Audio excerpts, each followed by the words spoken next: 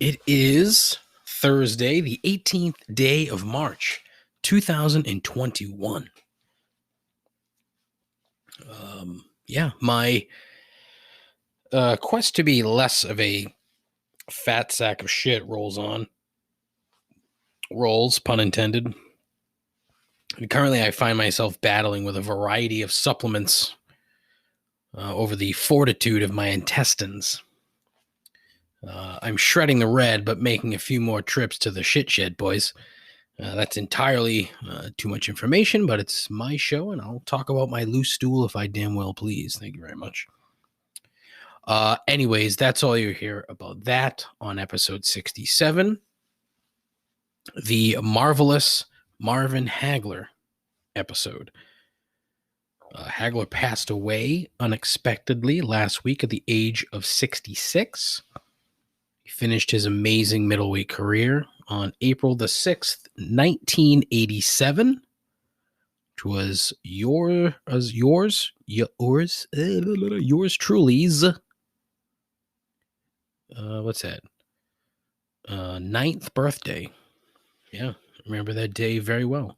That was Hagler's 67th career fight, and ultimately his last. He got completely fucked sideways by one of the judges in that fight. The fight that he lost to Sugar Ray Leonard. Literally completely fucking boned. Leonard fought that fight the same way that Floyd Mayweather has fought every one of his fights. Stick, combo, run away, repeat. Basically, stealing rounds on the scorecard by offering up a handful of flurries of punches throughout the fight while running away. I mean, honestly, it's effective on the scorecard. Shady as fuck. It's boxing. Get in there. Be a man. One of the judges, it was a close fight. It really shouldn't have been, but it was. Hagler had never fought someone who moved like Leonard did. That was the problem. So one of the judges had it 118-110 to Leonard, which is just simply fucking gross. If anything, it was a draw. But alas, it wasn't. Hagler demanded a rematch, and in true pussy boxer style, Leonard refused, saying that he had retired before, which is true. He didn't fight for a couple years before this match against Hagler. But the minute, well, actually, no, not the minute. I think it was a month after Hagler announced his own retirement, Leonard, signed to fight Donnie Lalonde, who was a fucking bum. At that point, Sugar Ray knew full well he wouldn't have to get in there again with Hagler, probably get his fucking face knocked off. A travesty of justice, a stain on a great career for someone who, by all accounts, was a genuinely good dude. He was so pissed off after that fight that he literally fucking moved to Italy and was a movie star, an action movie star in Italy. He was in a movie with Brian Dennehy, of all people, which honestly, when I saw, like, I've never seen the movie, mainly because it was in Italian. There were two of them. There was a sequel to the first one. He's essentially a former Marine, like leading indigenous people in revolts. But yeah. Anyway, rest in power, champ. This is Complaints and Observations.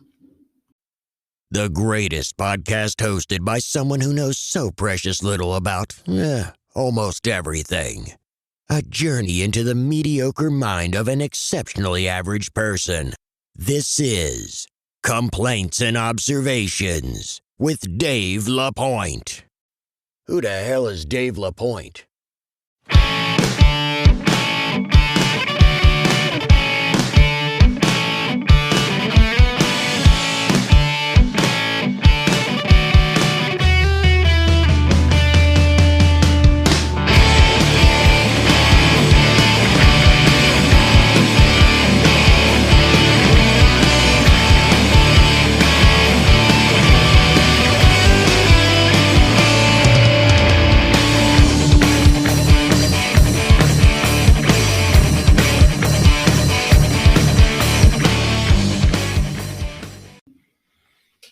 Hello.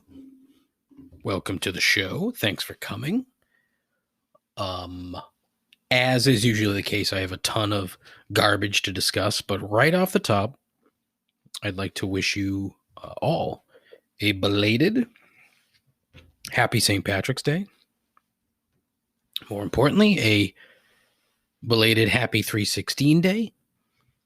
316 Day, of course, the day we remember the legendary Stone Cold Steve Austin by flipping off the boss and slamming Busch Lights. We're absolutely going to talk about the Patriots, don't you worry. But before that, I had a couple of moments of the last week that have left me flummoxed. And quite honestly, old. Jen and I were picking up some local Mexican restaurant takeout. And I wanted some cash to tip the staff. So I've got the cash, and when the kid comes out to the car with the bill, I handed him 5 folded up $1 bills and said, quote, "Here's $5 for you. Hold on to that." End quote. Seriously, that's what I said. I instantly cringed, and Jen, to her credit, did the same and rightfully called me out for saying that. Hold on to that.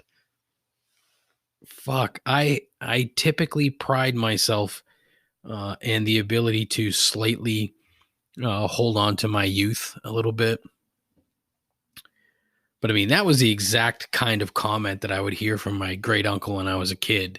I had a great uncle who, every time I saw him, gave me a quarter. Every single time. And look, I was very appreciative every single time. And it must have been awkward for him because it became like every time he saw us, we would run over fully expecting money from him. So, but I mean, I'd have the same sort of response as that kid probably did, which was like, yeah, okay, thanks for the 5 singles, old man. I felt like such an old, crusty douchebag. Oh, it was so bad. The other senior moment I had is I thought I was getting a zit on my forehead.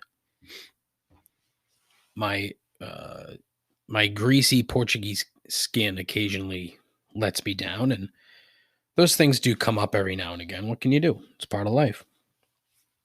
But this one felt like a fucking monster, like right below my hairline. So I attributed that to ample amounts of sweat while wearing a hat during my killer workouts.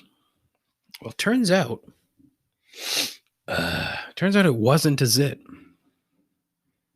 because the next day I happened to look in the mirror like I'm wont to do, and there's a small bruise on my fucking forehead. The problem is I have no earthly idea how that could have happened. None. Like, you'd think I would remember smashing my forehead somewhere hard enough to cause a bruise, right? You would think. Nope. Not a goddamn clue. Very, very concerning, if we're being honest.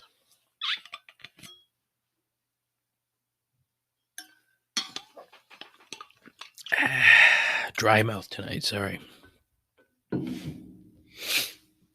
I wish it was for anything other than just having a dry mouth. It's probably medication related, but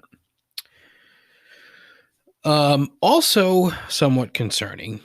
This past week marked 1 year of the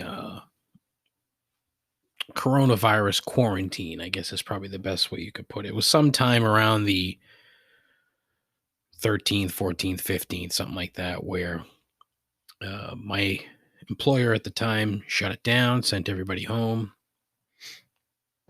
I want to say it was a Thursday, so it might have been the 12th. I don't even know. I don't remember. But yeah, so a little more than a year ago now, where the face of the world sort of changed a little bit, and this fucking thing that we've been dealing with for the last year plus is still fucking hanging around for a variety of fucking stupid, selfish reasons.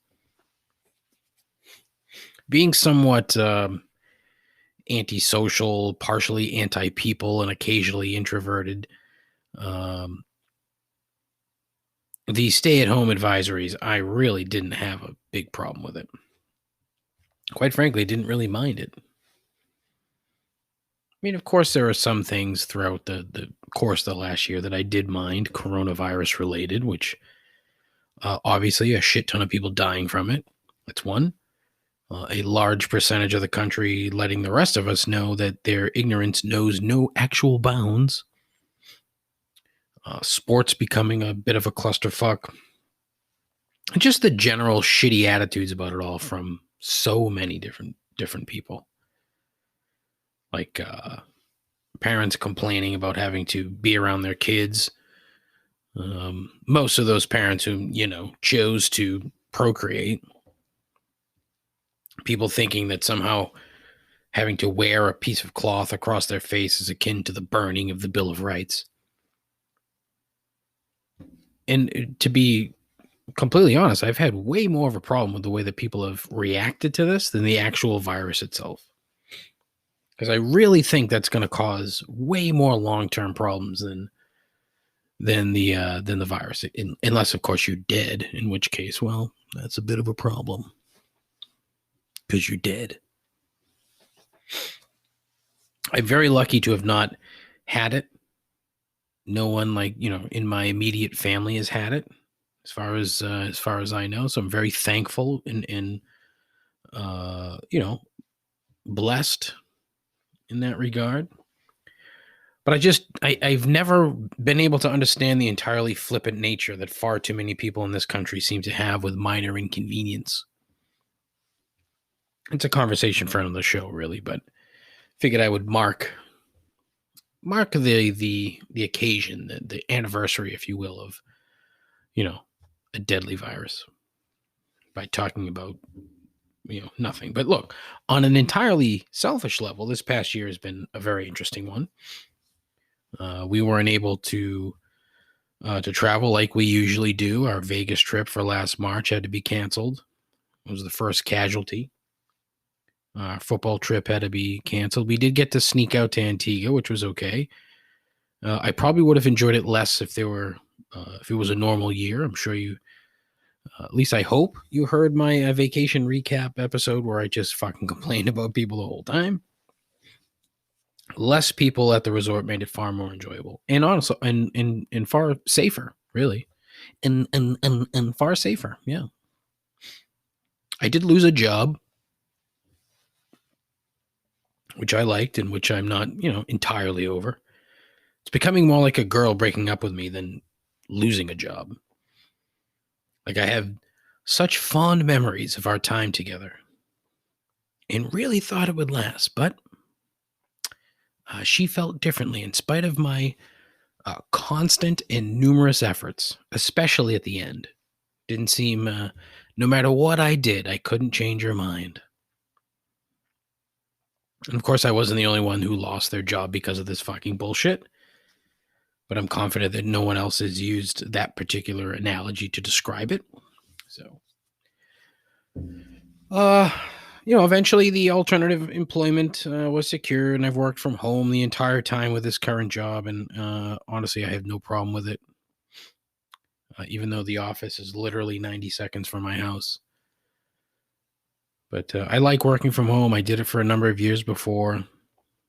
So I figured back around when I started the show, May or June of last year, I figured 18 months or so before we got things back to, quote, normal, end quote. And it looks like it might actually be a little bit less than that. Yesterday, Governor Baker announced that starting on the 22nd of April, Everyone over the age of 16 would be eligible for a jab, which is very nice. Also nice the fact that the English call it a jab instead of a shot, and I can't get enough of that. I find that very amusing. I'm sure it'll be long after that before I actually get one, just because I have a feeling that once it's opened up to everyone, it's going to be a goddamn shit show to get a fucking appointment. But hey, what can you do? There's a lot of fucking people. A lot of people want it. So, yeah. I don't really have a problem with the way that he handled it, mainly because there was no playbook for this. I mean, how the fuck are you supposed to know how to handle a giant global fucking catastrophe if there's, one, no leadership above you telling you how to handle it, and two, something you've never done before? I'm moisturizing my hands. If you hear something weird, sorry. My hands are so fucking dry. Oh, it's awful. Oh, it's awful how dry my hands are. I also started this incredibly shitty podcast in the last year, so there you go. So it's been an interesting year with the coronavirus, to say the very least. My buddy Matt says that the new intro song from Quiet Violent, check them out on Spotify. They might be on Apple Music. I have no fucking clue. I would assume. I don't know. Check them out. The Quiet Violent. It's tough to say when your mouth is dry. I don't know why. Anyways, he said that it sounds like Default. If you're familiar at all with Default, I don't know. I can kind of see it, but I don't really think that that's. Here's the thing: I could be way off when I say that Bob and Don aren't looking for that comparison. Maybe they are. I don't know. Maybe they're big Default fans, and it just subconsciously came through. Who knows? I don't know. I still love it. I still think it's fucking great. So, thank you for the 8,000th time, Bob and Don. They are not a 70s reggae duo.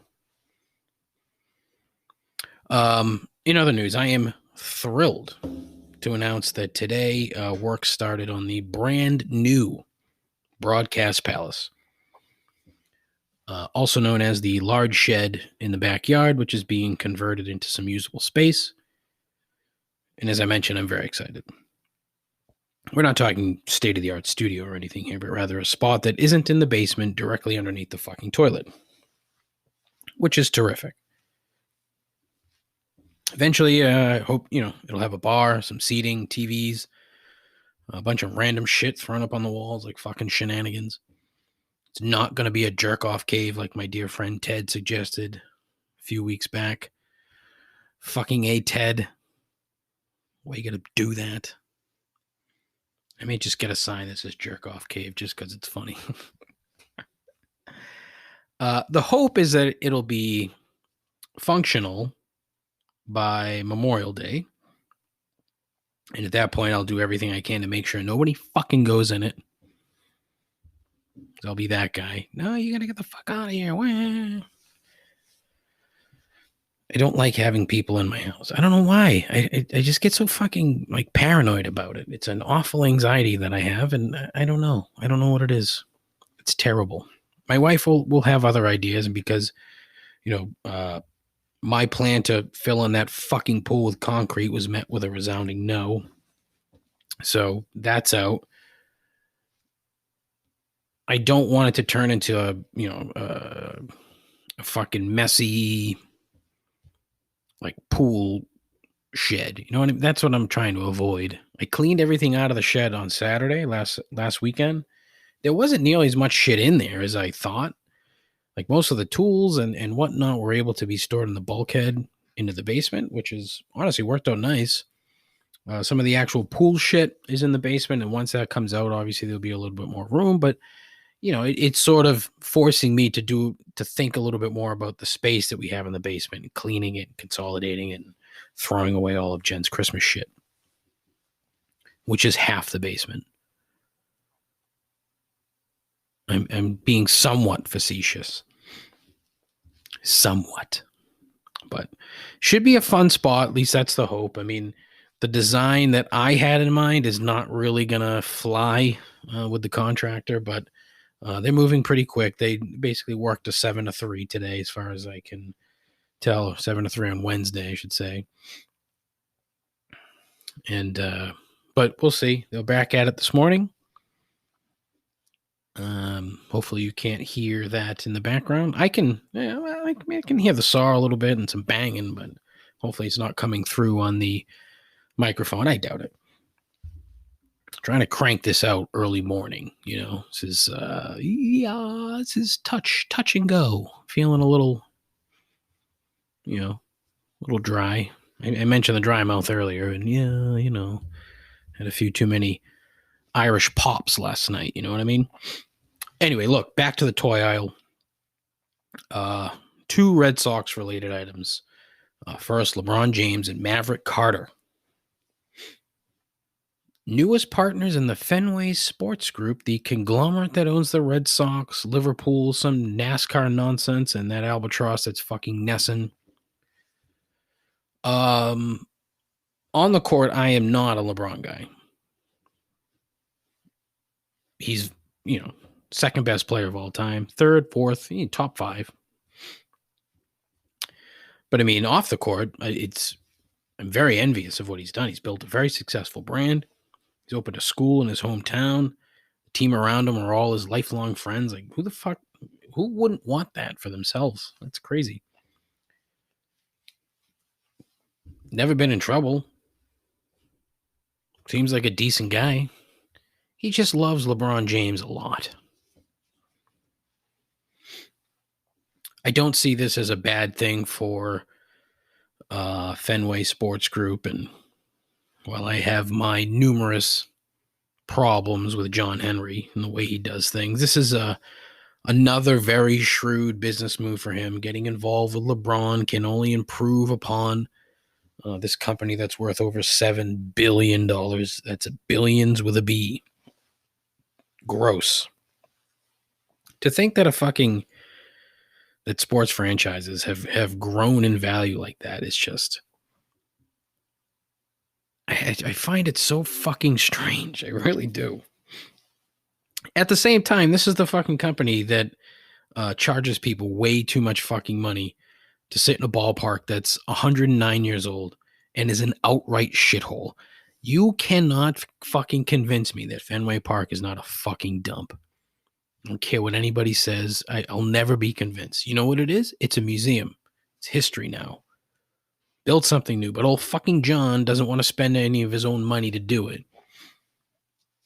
This is a great segue to say that I still haven't heard back from the guest I was hoping to have on the program, because that's his forte. He's talking about stadium financing, which is a subject I find very interesting.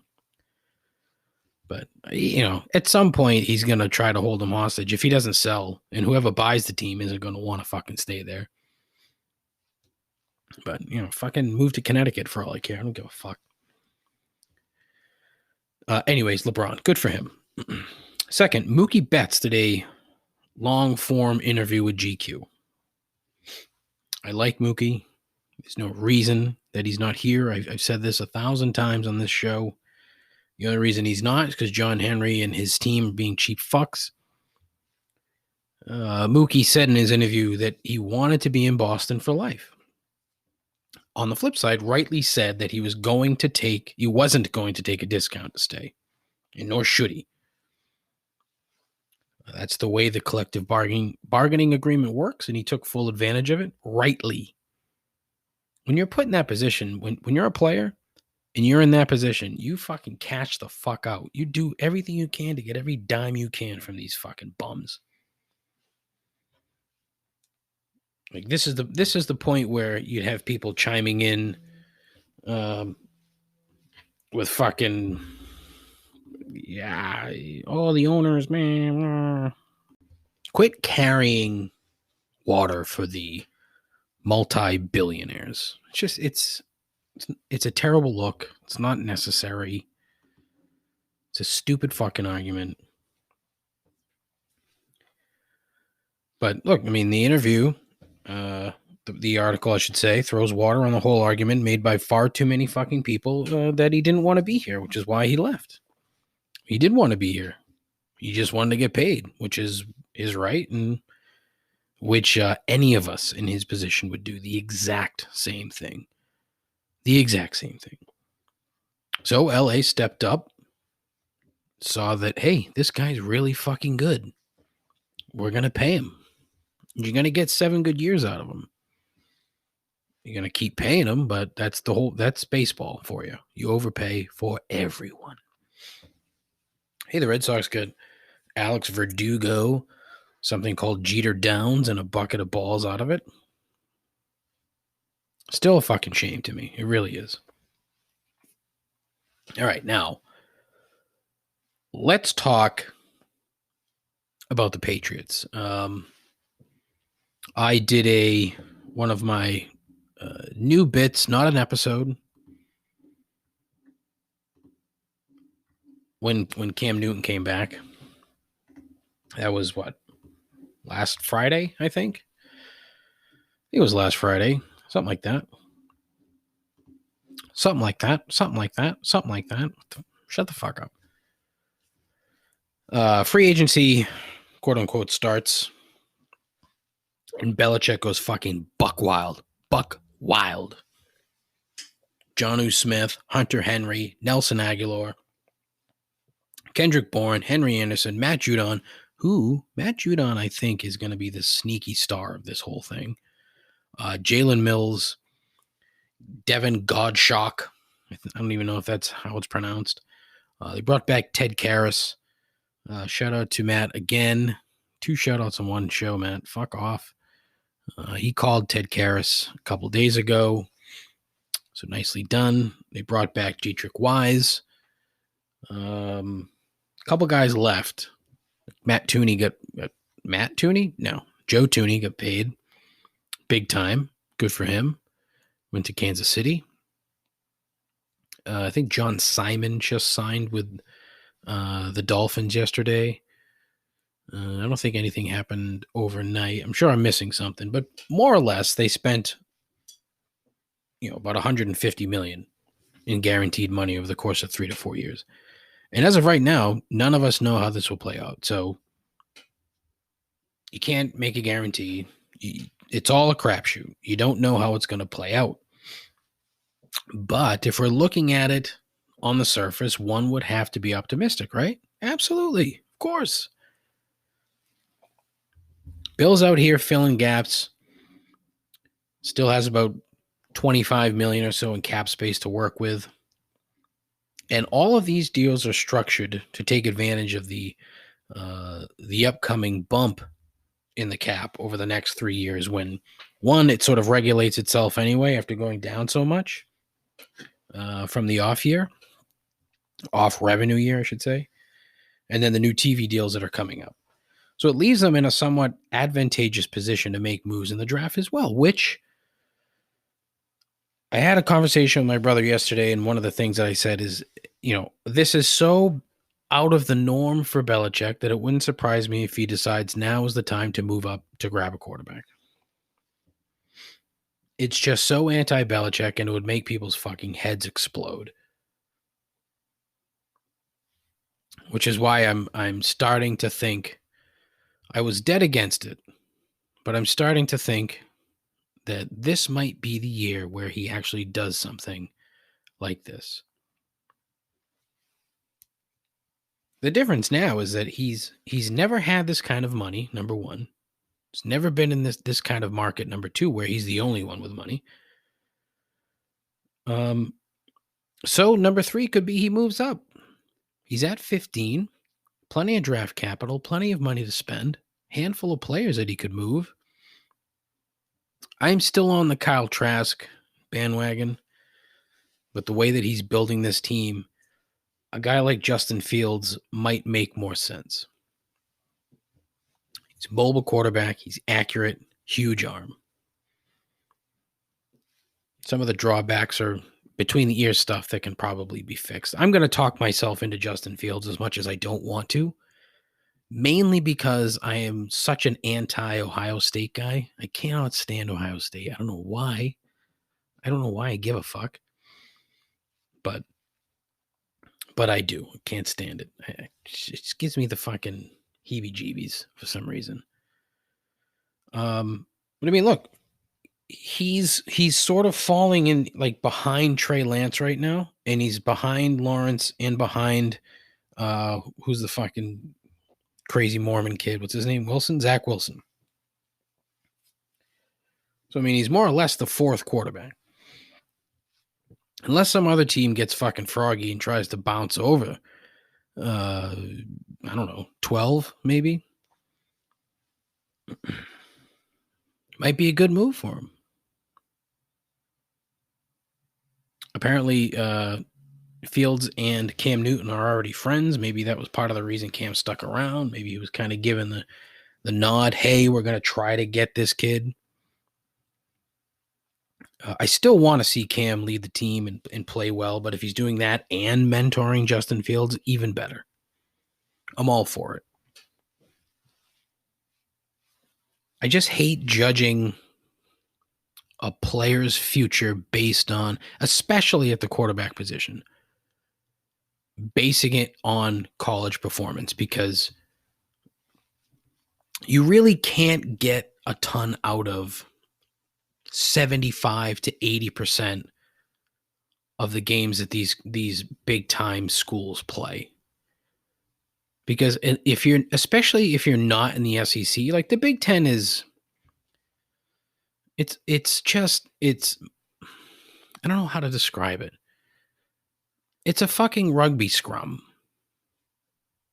A bunch of dudes in the middle mucking it up, moving slowly. That's what the Big Ten is.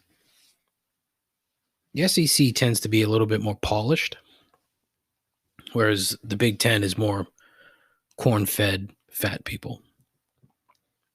So when I see highlights of Justin Fields playing, I don't fucking know, Iowa, Penn State, Illinois, shit like that. Like, how do you judge that? Oh yeah, he threw for 500 yards and 5 touchdowns against fucking Indiana. Ooh. I don't know. I'm not a football scout. Don't pretend to be, so I don't fucking know. But I'm very curious to see how that plays out with the draft, because I think this could be the year that that Belichick shocks more people and does something fucking weird. All right, it is now time for my favorite new segment on the show, Watch a Trailer and Review. The fun part about this is I get reviews from associate producer Dave. He watches a lot of movies and TV, so he's happy to share his reviews. And then what I do is watch a trailer of whatever it is that he's watching and then offer my opinion. So he should really call the show with these. I think it would be better if I could provide the voice behind associate producer Dave. 617-65-RIP-'em, or for Dave, because this was a specific gripe that he had, 617-657-4736. 617-657-4736. That is the voicemail line. If you have a movie review, feel free to share. If you have a TV review, if you want to just tell me I fucking suck, if you want to offer hot takes, something, if you want to do something, give me a call. I'd love to hear from you. All right, first up, this from Dave, quote, Tom and Jerry, new one on HBO Max. Describe this movie as meh and cute. Entertaining and decent for what it is. Tom and Jerry, it's for fucking kids. But it was okay. The lead actress in it was great to look at. Big fan. Had to look her up, and she's 24. Thank God. 9 out of 10 girl. 5 out of 10 movie. End quote. So, all right. There's a bit to unwrap from the trailer, but I'll start by saying that I am a long-time Tom and Jerry fan. However, these kinds of movies usually do nothing for me. The animated characters inside an actual, I don't know what you call it, human film. I don't know. At any rate, the cast in this there's a lot of legitimate actors here, which was also very surprising. Colin Jost Hansen, Ken Jeong, and the spectacular Rob Delaney. If you're not familiar with Rob Delaney, you should be. The guy's fucking hilarious, dry as hell. If you haven't seen the show Catastrophe, a BBC program, I think it's pretty good. Granted, I saw 5 episodes, but they were funny. So, and I'm a bit surprised that this movie was even made, given that the outright gratuitous violence throughout the film. You would think in 2021, this would somehow be frowned upon by the overly whiny libs. There's the usual shtick where with Jerry outwitting Tom and the hotel staff. Apparently, Tom and Jerry decide they're going to go to New York. Jerry ends up living in a hotel. Like the scene of him in his fucking mouse home is pretty funny. Where he's got a big screen TV and a hot tub, and I got a kick out of that. It was pretty funny. But you know, throughout the trailer, you kind of see all the classic Tom and Jerry violence, and I could see Dave's point about it being meh cute. You know, I did laugh out loud when Jerry pulled the classic prank of moving his door and Tom slammed his head against the wall. Whew. Excuse me. If I was forced to watch this, I certainly would. And I think I'd give the trailer a slightly higher 6 out of 10. As for Dave's dream girl, that's Chloe Grace Moritz. I think that's how her last name is pronounced. The only thing that I've ever seen her in was Kick-Ass.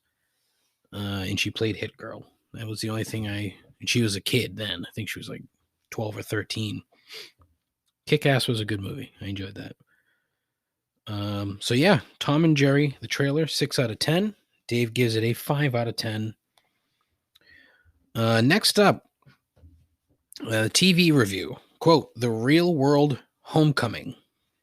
This is a reunion miniseries with the first ever cast of The Real World. Very fascinating. These were literally the first people ever to do reality TV. I think I was too young to remember this cast, but huge Real World fan in general, and it still sticks. Some of the topics are even more front and center today than they were 30 years ago, race, etc. Only been 1 episode so far, but it got me wanting more. 8 out of 10. 8 out of 10. Ringing endorsement from associate producer Dave. I had actually seen this trailer originally a couple weeks back. And I'm with Dave. Huge Real World fan. Right up until probably like Key West season. It went downhill after that. Might have checked in here and there. But Key West, I think, was the last one that I watched closely. The Homecoming itself is an interesting concept, and it wouldn't surprise me if MTV and Paramount would do something like this for other seasons. Because there's certainly a ton of drama. Old heads like Dave would watch it, so makes sense. I'm not surprised at all when he said that topics haven't changed in 30 years and that they're still relevant, because things haven't really changed in 30 years aside from technology. Because old wounds die hard and dumb people are still dumb. The trailer itself was a mix of flashbacks and clips from the show. And it all seems very interesting. It's funny to see these people now in their 50s, late 50s in some cases. Very interesting. I also found out that Eric Nies didn't actually live in the house. He lived off-site for some weird reason. Apparently, Eric Nies has a bit of an ego on him. Pardon me.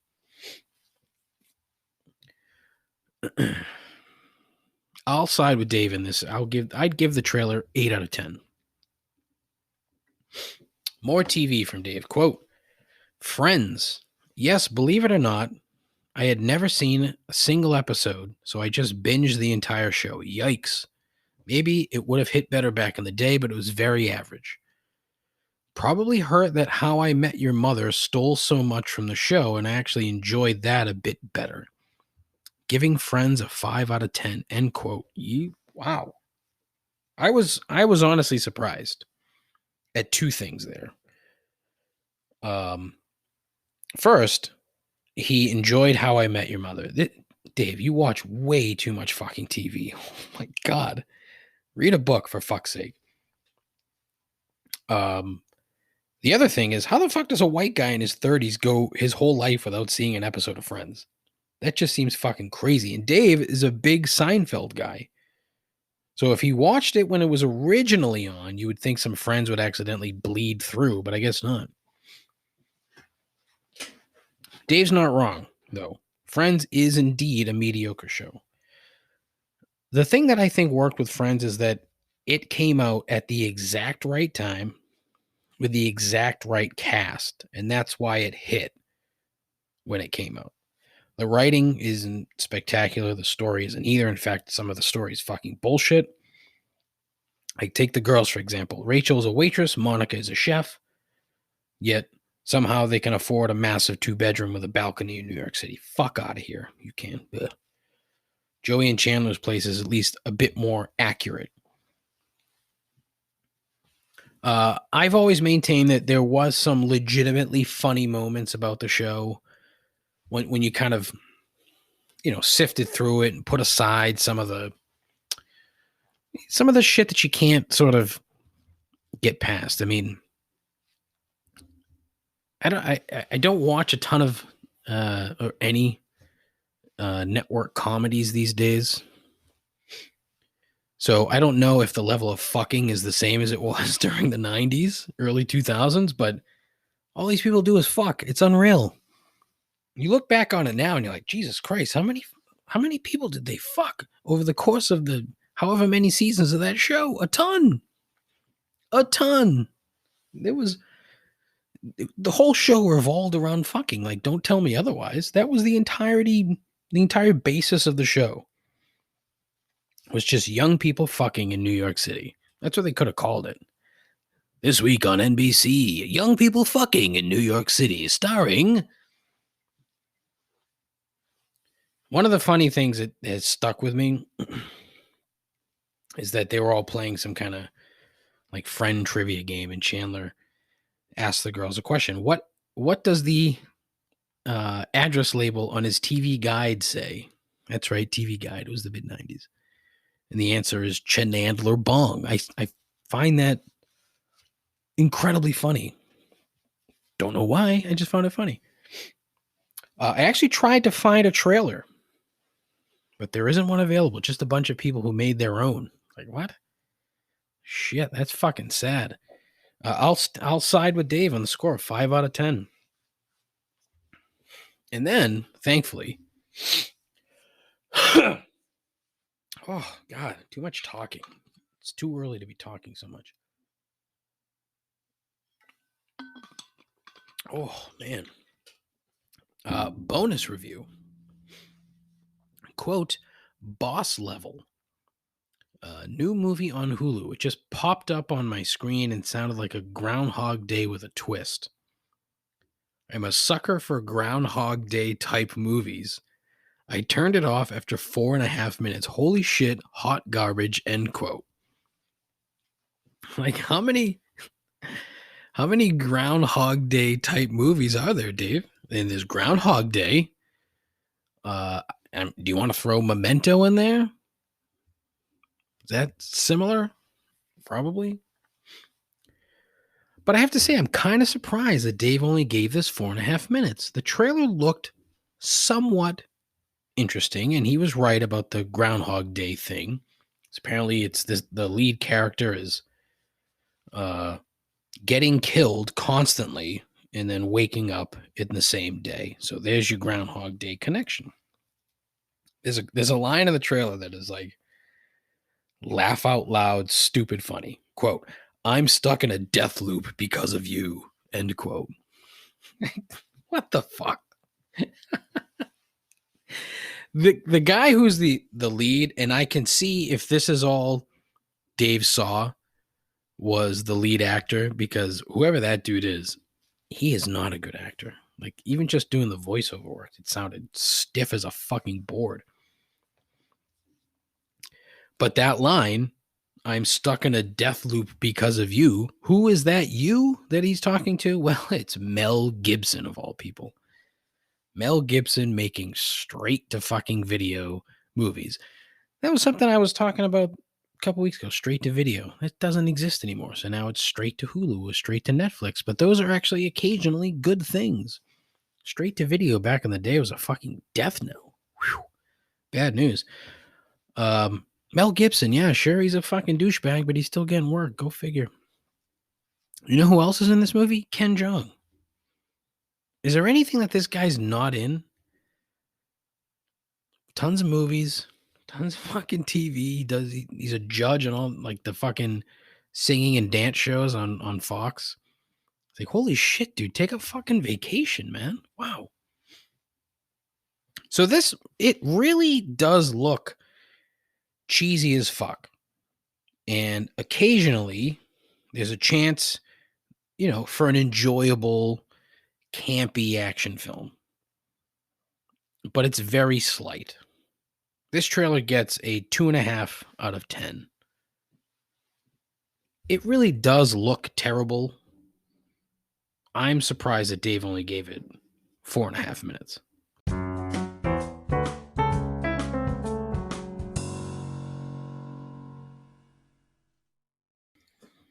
Okay, as it is Thursday, it is time for 3 gripes. Excited? We'll see. Gripe number 1. People who are, quote, famous, end quote, on Twitter for being complete shitbags. There are way too many to keep track of, but the one that has spawned this one is former big league outfielder Aubrey Huff. He's this guy just fucking sucks.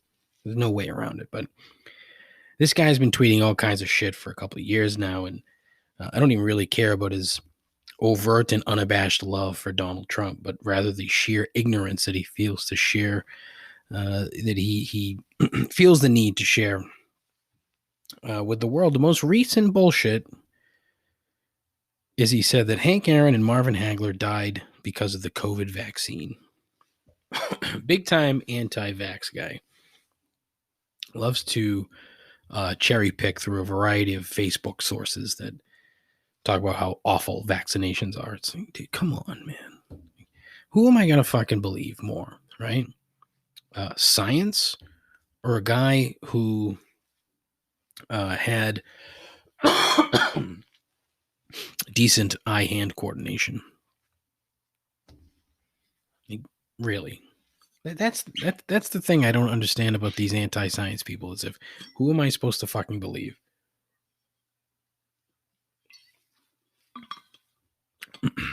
But to throw that out into the world with zero backing or evidence is just fucking stupid. Decent ball player, shit human. What can you do? Fuck. Ultimately, though, he's just one of dozens of these people. They lean both ways. It's not exclusive to the right or exclusive to the left. The ones that lean right lean so far off to the fucking right that they fall off the face of the earth. Same with the people on the left. They lean so far left that they fall off the face of the fucking planet.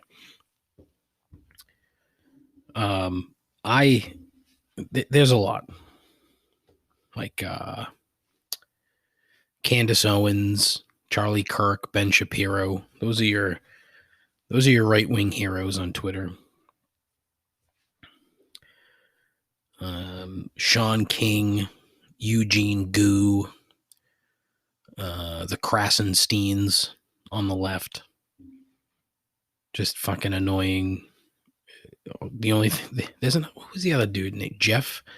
Oh, Jeff Tedway or something. I can't remember the guy's fucking name, but anytime Donald Trump would fucking tweet, the first 6 replies were from the same fucking people every single time. It's like, all right, dude, take a break. Get off the fucking tweet machine for a second, all right? Your life will be 10,000 times better without it. But these people, taking these people seriously is fucking stupid. These people, 9 times out of 10, are fucking stupid. Social media as a whole is fucking stupid. I've said it 1,000 times. It's a massive cesspool. And in fact, me complaining about them is fucking stupid because I'm giving them, that tiny bit of clout that they so desperately crave. It makes me wonder if, every day they wake up and they're like, all right, how am I going to fucking get people to talk about me today? I know, I'll say something fucking stupid. Bingo. Gripe number 2. My wife somehow thinking she's better than I am at Jeopardy. David, it is your saintly wife calling in to talk about the sheer amount of glee that you had from getting the final Jeopardy answer.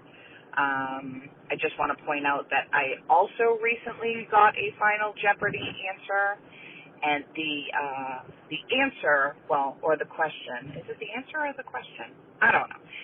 Anyway, it was, which president has Queen Elizabeth, the only president that she has not met in person? And the answer was Lyndon Johnson. Most people guessed Kennedy because he was assassinated.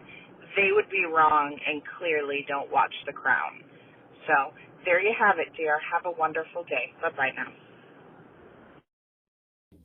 I regret calling her saintly that one time because she brings it up far too often. She only got that right because she watched a lousy television show. And yeah, I guessed Kennedy because it was a quality guess. Like she said, because he was assassinated. So he kind of... My research post-question was that I'm pretty sure they met prior to him becoming president. So it was a technicality. She's leaving out, how I run roughshod occasionally through Jeopardy. Both the Jeopardy round and the double Jeopardy round. She'll leave that out. But because she got that one question that one time, it's like, congratulations, wow. So, nobody cares about LBJ anyway, and nobody cares about The Crown. Fictional royal family television. The real royal family is far more dramatic than the fake bullshit. Gripe number 3. These... I don't know how to put it, but just shitty, more shitty people. As I'm sure you've seen by now,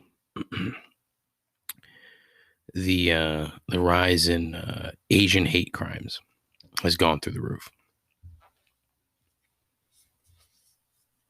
culminating in a mass killing in Atlanta the other day by some poor, confused, stringy beard fuckwad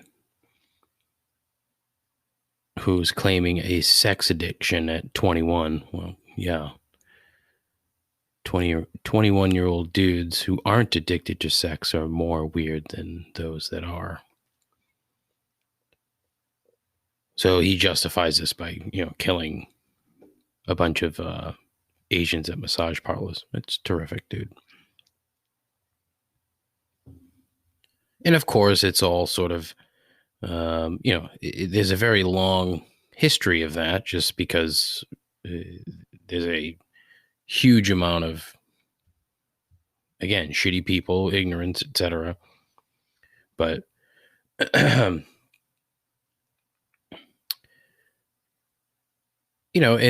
we're gonna find out a whole bunch of shit about what this dude actually is and what he's done and his beliefs, I'm sure. And my guess is that it'll come up that he hated the coronavirus and is blaming Asian Americans somehow because their descendants may or may not be Chinese, and in most cases they probably aren't. But these fucking they just see somebody with almond shaped eyes and automatically assume that they're Chinese. I just can't. It's one of these things. Another one of the things that I can't seem to figure out, which is why you irrational hate, like why you hate somebody for things that they can't control. I don't understand it. I'll never understand it, quite frankly. And I don't really think anybody ever will.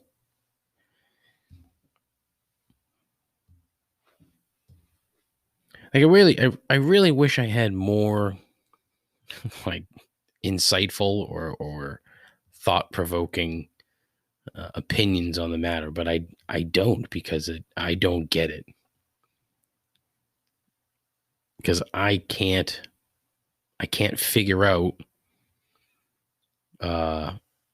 how someone gets to a point where they just simply hate another human being for something that they have no control over. Like, you can't help the way that you're born. You can't. It's impossible.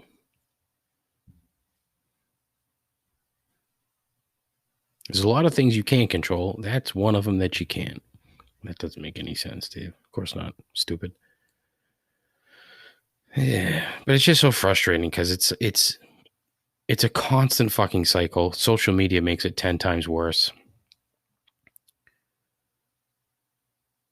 Because you're going to hear fucking a lot of people coming out and saying things that they shouldn't be saying, or saying things, trying to put this the right way, saying things just to take advantage of the situation.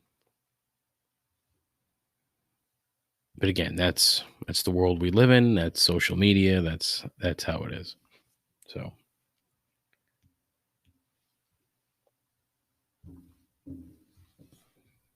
it's going to take, you would, and it's funny because when I was talking about the Real World review earlier, and Dave had mentioned how, topics from 30 years ago are still front and center today.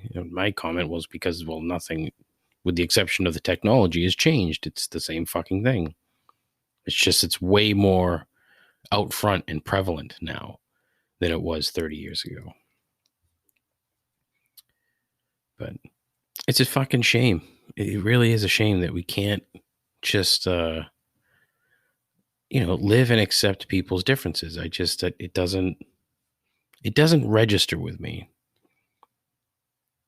having those thoughts. It just doesn't click. I don't get it. And like I said, I never will. And I don't think it'll ever change. I think we're always going to have to deal with this shit. It's a shame. Anyways, that's all for the show. Thank you as always for listening. It is very much appreciative. I know I say this at the end of every show, but the fact that for some weird fucking reason, a handful of you actually listen and give a shit, it really does mean a lot. So I do appreciate it. You should visit me on the Instagram page at ComplainsPod, at the Twitter page at ComplainsPod. Had a couple of gold medal tweets this week, so check it out. Try to keep it loose, loose like my stool. TMI, Dave. I have a Facebook page, but fuck Facebook. I have a YouTube page I haven't done anything with because I'm a lazy fuck. I have a website, complaintsandobservations.com, that I have to re-up next month. That's going to cost a lot of money. I don't have it. So I don't know. We'll see what happens. I like it. It's a nice avenue, you know. Should do something more with it, but what can you do? Well, you cannot be lazy, Dave. Start there. Feel free to send me an email, showmail at complaintsandobservations.com. Check out The Quiet Violent on Spotify and on Instagram at The Quiet Violent. Send them a message. Let them know that you've heard the song and that you don't think it sounds like Default. Please. Thank you. Call the show, 617 65 Rip'em, 617 657 4736. Be on the show. If you want to be on the show, let me know. If you know anybody that wants to be on the show, let me know. My hunt for guests is just dead in the fucking water, apparently. So that's it. Again, thank you so much. Take care of yourself. Take care of each other. Godspeed. Ta-ta.